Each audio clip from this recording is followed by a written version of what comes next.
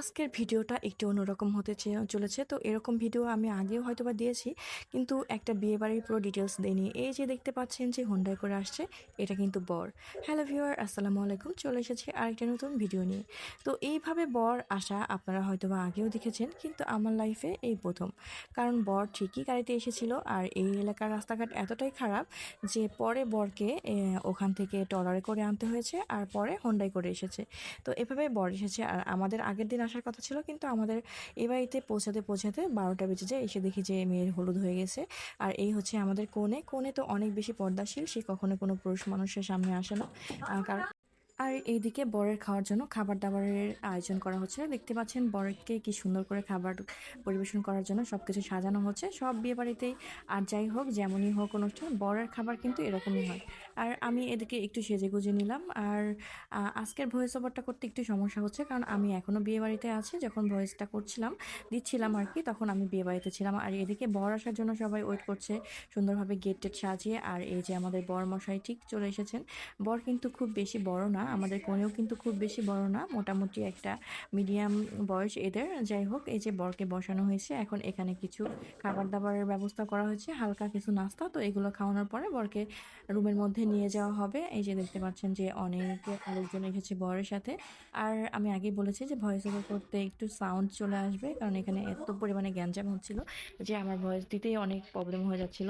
আর এদিকে রোদের মধ্যে বসে বরের অবস্থা কাহিল। বরের পাশে যিনি ছিলেন, তিনি আবার প্রত্যেকটা খাবার একটু করে টেস্ট করে দেখছেন, আর তারপরে সেটা বরকে খাওয়াচ্ছেন। যে মনে হয় উনি ভাবছেন যে এই খাবারের মধ্যে কোনো খারাপ কিছু আছে কিনা। এইরকম আমি অনেকবার দেখেছি, অনেক বাড়িতে দেখেছি যে জুস দেয়া হয় সেটার মধ্যে থাকে মরিচের গুঁড়া, বা পানি দেয়া হয় সেটার মধ্যে লবণ থাকে। তাই এখানে এনারা একটু চালাকি করেছে। এনারা সুন্দরভাবে এটাকে আগে নিজেরা খেয়েছে, তারপরে সেটাকে বরদেরকে খাইয়েছে। আর তো কারেন্ট ছিল না, এত পরিমাণে গরম। তারপরেও আজকের ওয়েদারটা মোটামুটি একটু ভালো ছিল, না বৃষ্টি না খুব বেশি গরম, হালকা বাতাসও হচ্ছিল।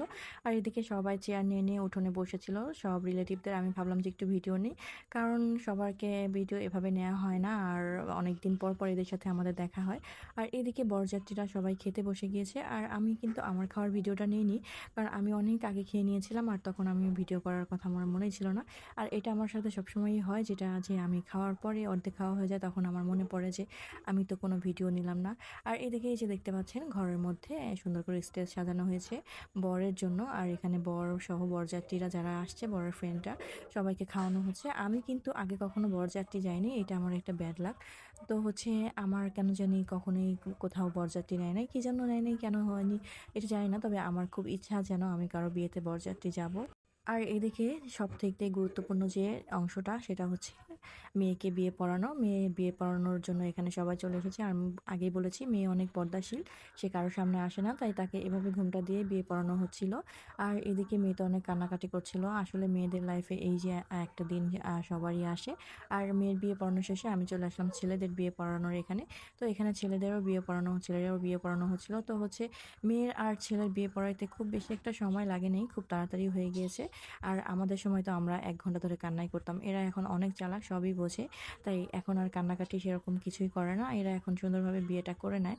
যাই হোক, বিয়ে পড়ানো শেষ হয়ে গিয়েছে। আর পড়ানোর পরে যেটা হচ্ছে, সবাই মিলে বর-কনের জন্য সুন্দরভাবে দোয়া করা হচ্ছে, যেন নতুন জীবন সুন্দর হয়, সুখী হয়, সমৃদ্ধশালী হয়।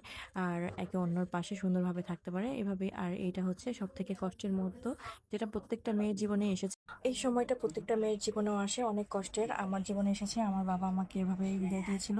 আর এদিকে দেখতে পাচ্ছেন মেয়েকে বিদায় দেওয়ার সময় তার ভাই বোনরা প্রচুর পরিমাণে কান্নাকাটি করছে। মানে আসলে প্রত্যেকটা মেয়ের জীবনেই এই সময়গুলো আসে, নিজের চেনা ঘর, সংসার, পরিবার, বাবা মা, ভাই বোন সবাইকে ছেড়ে এভাবে বিদায় নিয়ে চলে যেতে হয়। এই জিনিসগুলো যে কতটা কষ্টের, আর একটা পরিবারে যে নিজেকে মানিয়ে নেয়া, সেই পরিবারের একজন হয়ে ওঠা, আসলে একটা মেয়ের এই জীবনটা অনেকটা কষ্টের। আসলে এগুলো অনেকেই বুঝতে চায় না, কিন্তু প্রত্যেকটা মেয়ের জন্য এটা একটা কষ্টের। আর এদিকে মেয়ের বড় চাচা মেয়েকে তুলে দিচ্ছিল ছেলের হাতে, যেন একে অন্যর পাশে থাকতে পারে, সুন্দরভাবে দেখে রাখতে পারে।